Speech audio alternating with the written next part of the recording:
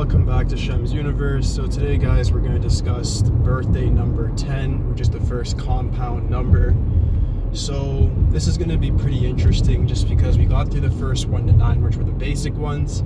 This one's pretty similar to the number 1 anyways, just because it's just 1 and then 0. So let's get started. So to start off, the number 1 is represented by the sun, of course, which is the center of our universe, biggest star, closest to our Earth, that shines light upon us all every single day. And that's what the number 1 does as well. It shines light, it gives energy to those that it inhabits. So people that have birth number 10 are definitely going to have a lot of the energy of the sun. And then number 0 enhances its effects, so it gives it kind of like a Wheel of Fortune symbolism, where these people end up having extra power from the sun, but their life can go either good or bad depending on how they can direct the enhanced energy of the number 1. So to say it's a good or a bad thing would be me being more so subjective and not objective. Objectively, you just have to look at it in a sense of, yeah, you have the number 1, but you do need to learn how to concentrate your pioneering energy to make sure that you get what you want out of life.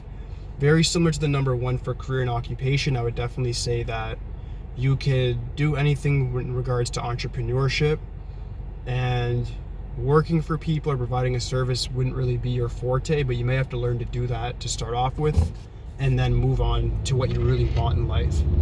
So like other numbers, you want to make sure you have a grand purpose. Birthday number 10s never really have a problem with that. You guys typically do know what you want, and if you find that you don't fall into that category, you're probably just lying to yourself, and you need to just take a step back and really look at where your life has been bringing you, just because you do have it in your mental realm to make up extreme plans and bring them to fruition as well. This is really like one of the manifesting numbers, and it's really connected to also what's called the root chakra. It has a symbol, the number 10 itself, like a serpent that's curled at the base of your spine. So your lucky color would be red, and you need to look at life in a way of, you have a lot of primal energy, masculine energy. Whether you're a man or a woman, you're going to have a lot of energy in the yang field, meaning the field of action, risk-taking, boldness, decisiveness, confidence. These are things that come naturally to you, so you need to use that in whatever field or career occupation you go into and take over. It's not uncommon for number 1s to go into places and just dominate naturally, or just be expected to, just because you do have that energy naturally within you, especially when it's a birth number like that. So use that to your advantage.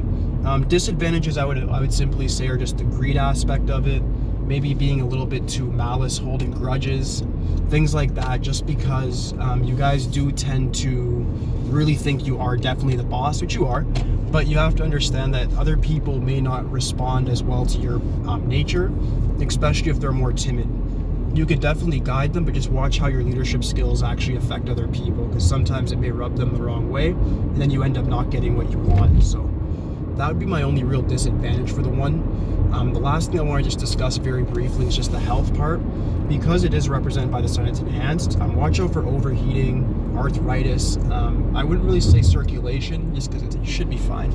But overheating is the main thing for the number 1s, just because it is a very fiery element. So you just want to watch out for just overpressuring yourself to the point that your body's temperature ends up raising just due to stress.